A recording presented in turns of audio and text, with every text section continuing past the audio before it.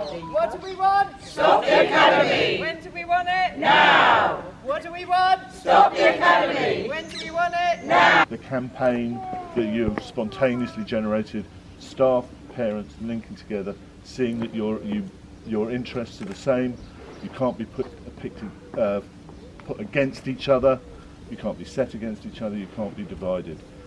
Anyone seeing this campaign can see that it's staff and parents and the community coming together because you share the interest of saving the school in the interest of the children. Making the links between that awful Ofsted report and the clearly rigged, clearly set up attempt to let these vultures of Harris Federation swoop in on you. You're saying no, you're standing up. You're facing a whole bunch of different authorities who are saying, well, it's not our decision. I'd love to help you, but it's up to somebody else. But you're saying that's not good enough. You're taking a stand, and as Kaz said, every day you're making yourselves heard and wanted to bring solidarity from schools right across Brent and of course across the National Education Union. This is the front line of the fight against privatising of schools, and you are fighting, and we will stand alongside you. Thank you very much. Thank you. My name is Naomi. I've had 4 children go to this school over 11 years. We live on this estate. They had a wonderful education, and during my son's last 2 years I became a parent governor of this school. It has always had an excellent review. It's been in the top 5 or 6 of Brent ever since I've known it. The reason it failed this time is because it was wanting to fail. Not the school, but people were wanting it to fail. And it failed because the Harris Trust wants to eat it up. And I think really the point about that is that if you become a trust, especially one as greedy as Harris, who earns £500,000 a year from his schools, there will be no money left in the pot for special needs teachers, for outdoor activities, for art clubs, for football clubs. The children will get a very severe and rigid education that will not send them out into the world as well-rounded people who can lead the community, but it will send them into the world as very unhappy and unfocused individuals. What would you say to parents who are concerned about their children missing out several days of education and them having to look after them at home? I would say it's in a very good cause, and I'm very sorry for that. But in the long run, what you need for your children is the best education they can get. And if the Harris Trust isn't going to provide it, then you have to vote with your feet, keep your children at home for a few days, and make sure that the school survives as the best community school in Brent. Thank you very much.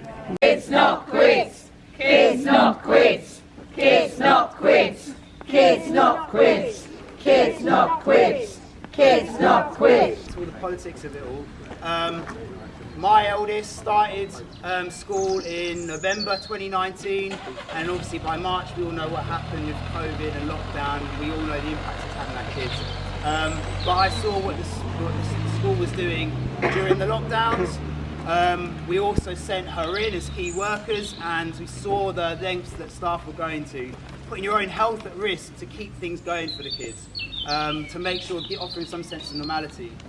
My youngest, she had delayed speech and language, very, very nervous. We were absolutely terrified of her starting a big giant school after nursery.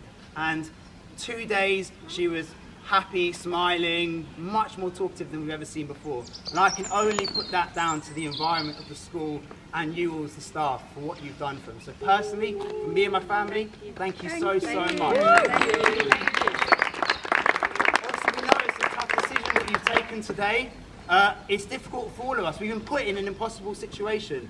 We've tried to play the game. We've tried to have our voice heard through the normal channels, and they're not interested. just like my other half, who wouldn't listen when I said, just give me a little trim, and this is what she's left me with. The government don't care about us. They're not interested in what we've got to say. They're not interested in our views. They want this to become an academy for their own ulterior purposes. And is it any wonder the Harris Federation, owned by the owner of Carpetright, is taking over these schools, hoovering these schools up for private profit? They're not really interested in the outcome for our kids, not interested in parents' views. They've only got one thing in mind, and that's profit. You know? But I know on the sort of parent chats, there's been a lot of difficult conversations with some parents, and some parents don't understand what this is about. Some just see the disruption for the kids today and the next few days during strike action. You know, and it's understandable. I think we all have to be open to the disruption that it's causing. It's not ideal, but we are telling them, direct the anger to the people that have made this situation happen. It's not you. It's not your fault this has happened. We know whose fault this is. This is the government. Gillian Keegan, the Education Secretary, can end this today if she wanted. Yeah? So we're telling parents, if you want the strikes to end, if you want this dispute to end amicably and get the kids back to school and teachers being happy and doing what they do best, yeah? Withdraw the academy order or get Ofsted to come in and recognise the improvements that have been made in this school. And I will just leave it at one thing. Whatever our views about Ofsted and the inspection, I know there's conflicting views, but I know the staff are solid about it. They did do a parent survey. Now, not many parents managed to do that in time. It was only 24 hours, so very limited numbers did that. However, I don't know if any of you've seen it, but the responses don't speak to what their own findings have. So, for argument's sake, 86% of parents agree or strongly agree their child is happy in the school, compared to just 13%. 86% of children feel safe, compared to 13%. 53% of parents feel concerns are dealt with properly, compared to 26%. 83% think their child does well at the school, compared to 14%. And 77% would recommend the school to other parents to come, compared to 23%. Does that sound like a failing school? No. Does that sound like we're unhappy with the school as it is? No. What are we unhappy about? We're unhappy about academisation. We're unhappy about Harris. Yeah. So what are we going to do? Fight. What are we going to do? Fight back! What are we going to do? Fight back! Fight back! What are we going to do? Fight back! When are we going to do it? Now! What are we going to do? Fight back! When are we going to do it? Now! What are we going to do? Fight back! When are we going to do it? Now! Well done, everyone. Come people, Byron Court, come people, Byron Court, come people, Byron Court, come people, Byron Court, come people. It's still affecting you. So on top of that, now if you won't have enough money, I don't understand. Like on Tuesdays, I'm going to do sewing and knitting club. You know, I just don't want to be a part of academy. I want to be part of a community that they really put children first. Yeah. That's Well it. done. So they're going to tell you that academisation is a lifeline, it's going to be the only way to save your school. It's absolutely not. The action that you are taking is the way that you are going to save your school. The pushback that you are giving against the DfE is the way you are going to save your school. The negotiations that you're going to have, that is how you're going to save your school. An academy like Harris taking over is not going to save your school. It's going to absolutely damage what you currently have here as a beautiful little community school. They will top slice from your already suffering budgets to pay out their CEOs, private companies that they employ. They will take your public money, spend it on private entities, taking away from the children, taking away from the staff. So you need to keep this fight up. Loads of schools across London are also going to be facing academisation orders, and you are going to be a beacon of hope for them watching this fight. And they are going to take that inspiration and they are going to turn it into action as well. So please keep up the good fight in solidarity. So I'm a parent at Byron Court, and my son attends the school, and we're very disappointed in the Ofsted report. We don't think it's representative of what we've seen in the school, and we haven't seen any evidence of racism or bullying. The behaviour that we've seen in the school seems the children are well behaved, everything seems orderly, and we're very upset that the parents' views are not being taken into account. So that's what I'd like to say, and I'd like us to have our say, and I'd like the Department of Education to listen to us and to to keep Byron Court the community school. Right, and your child has just finished SATs this week. Yes. So you know about improvements, etc., that have been put in place. Would you like to say something about what you've seen? I think the SATs have gone very smoothly. The children seem happy with it. Certainly, the performance that I've seen seems good. My son's very happy with the education and what he's received, and I hope he does very well, and I hope all the children do very well. And good luck to him. Thank you very much. Thank you. And I just wanted to say well done, Byron Court, because it's really hard for any school to even get to this point. When you've got a campaign against something that's happening that you know is morally wrong, it's really hard to kind of get everyone to vote, to sort of persuade people to kind of step up and take action, because even though you know this is action against what the government are doing and their stupid rule about forcing schools to become academies after so-called inadequate inspections, which we know don't really hold up anyway, it's a really kind of politicised system.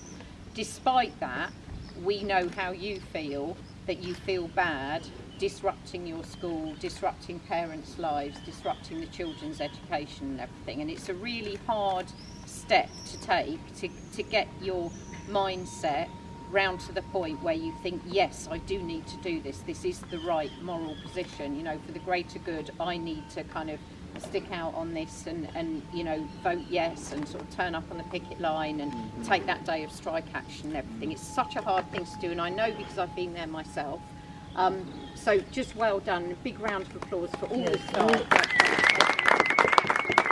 Now, the important thing is when these kind of things happen, lots of forces try to sort of act against you to sort of diss what you're doing, basically. You will have people that don't agree with the campaign. You'll have people that say, what's so bad about Harris? I know somebody that works in a Harris, or you'll get people kind of acting against you. We've heard reports of staff kind of bribing people to go in with breakfast, or threatening them that they'll have their ECT extended if they have a certain number of days off or whatever, and calling in all the support staff for a meeting at 9, making them think they're not eligible to strike and all that kind of thing. And you get all these forces acting against you, and for the people that are targeted by those forces, it's doubly hard for them. So what we must make sure we do is that the whole group of NEU members on the staff stay united. So regardless of the fact that some of the rest of the group might have been got at and might have made a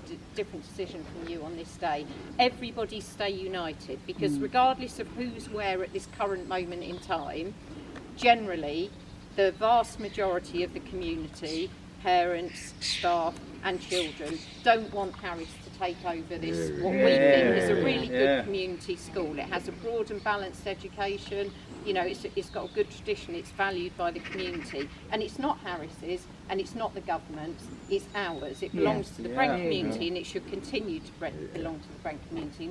Our teachers these days do far more than they ever did back in my day. They are mental health practitioners. They provide free school meals and community kitchens through the breakfast clubs and through lunch breaks. And above all, they provide the extra teaching support, because we know the government has decimated that support side of things as well, and Harris will make further cuts to that and to SEN budgets as well.